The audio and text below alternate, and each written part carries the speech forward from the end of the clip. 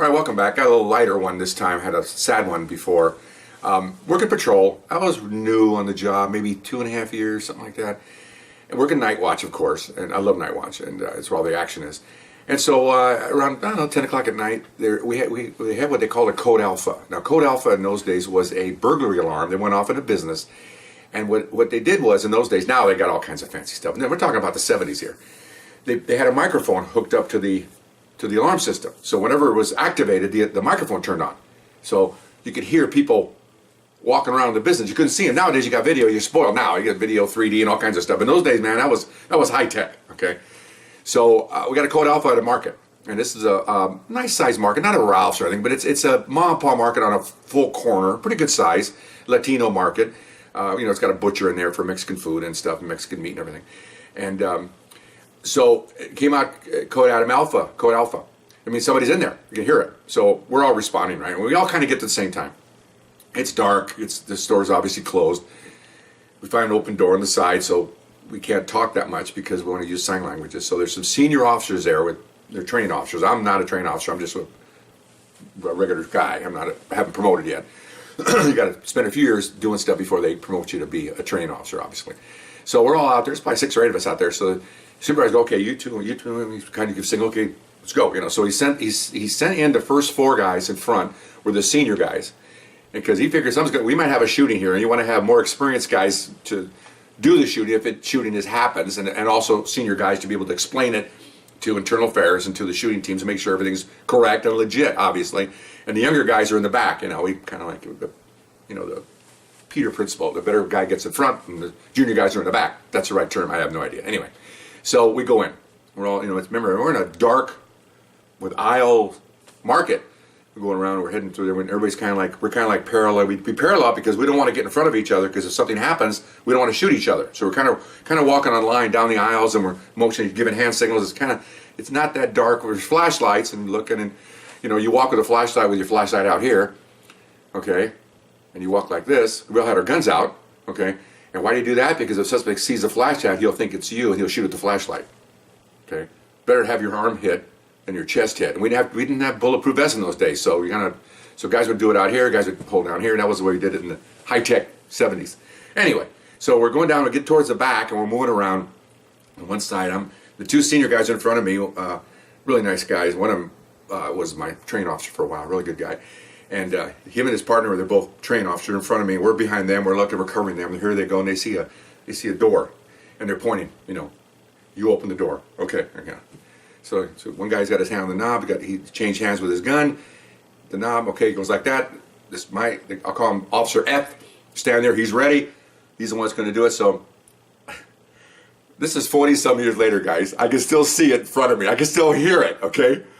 As soon as he pulls that door, okay, it's a compressor room, and the compressor is probably 8 feet high. It provides power to the refrigerator and all kinds of stuff.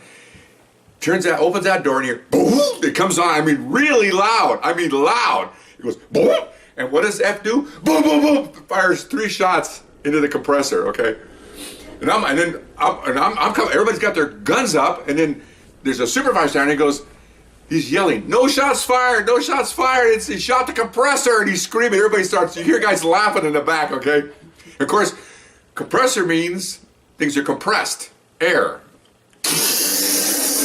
It's flying everywhere. He's ducking, it's coming out the thing.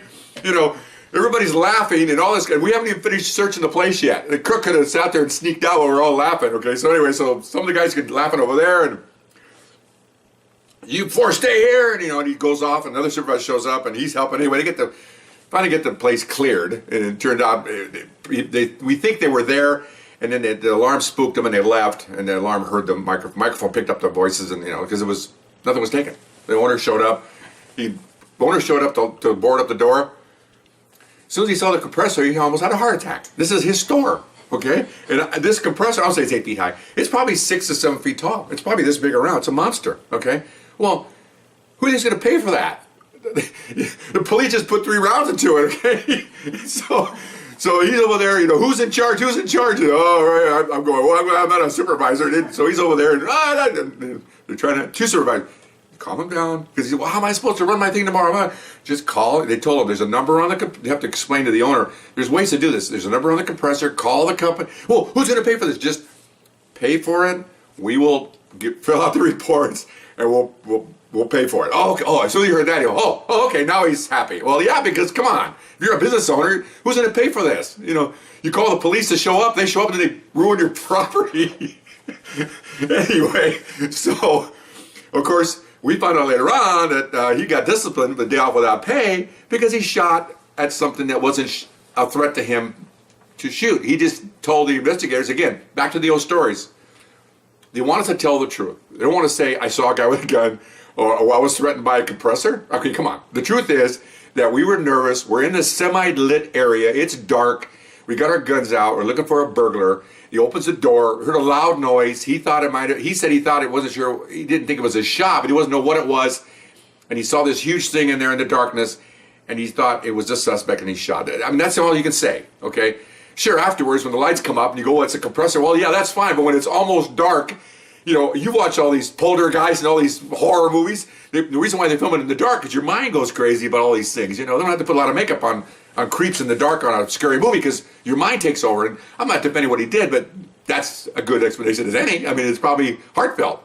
So they have to give him discipline. They give him, day off without pay. You can't be doing that. And we all heard that within a week, which is amazing for the police department. Within a week, the guy got his check for the compressor and everything's fine. He's happy that we were there. And okay, fine, that's fine. I mean, it happens. Okay, it happens. But to hear him, he said the old S word as soon as he did it, and SH-T, and the sergeants are all screaming because they don't want us to start shooting. You know, we're laughing, everybody's laughing. It's a whole mix of things for about a minute. It just all, you can smell the gunfire, the steam's coming out. I mean, it's just amazing, all the things that happen within a 20-second span, okay? Real fast. And so, of course, he's supposed to be a trained officer. He's a senior guy. He's supposed to be training recruits, and he feels dejected. Of course, again, it's like any other stories. It's not over yet, okay? We had a guy that used to do caricatures, okay? And RealCopVideoStories.com, he did a lot of stuff about Monster Car, look that one up, Two Ugly Officers, somebody walking their pet spider. He used to draw these drawings, and the next day came a drawing. It shows a coffin, the lid's up, the compressor's in there, okay? With bullet, you can see that obviously bullet holes are in it, 3 of them, and this Officer F is kneeling next to the coffin with his hand on the coffin going, I'm sorry, but you shot at me first, okay?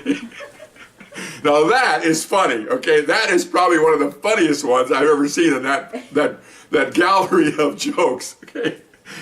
I'm sorry you shot at me first. Okay, well that was pretty good. That circulated, guys just laughed, and I mean a roll call, I wish I could have written down this stuff because it's fast moving, the roll call. I got 35 guys in there, and everybody's got their own mind about this joke and about compressors and, he was mad at you because he's full of hot air. Okay, I'm not a comedian, but that was pretty good, okay?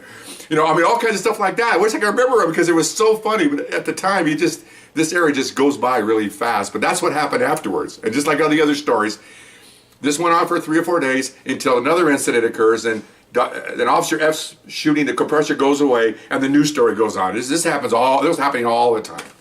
So that was pretty good. He passed away, unfortunately, pretty young age, up to like 45 or something, cancer. But great guy, oh my gosh, and just super clean, super nice guy. Anyway, hope you enjoyed that story, and we'll see you next time. Bye-bye.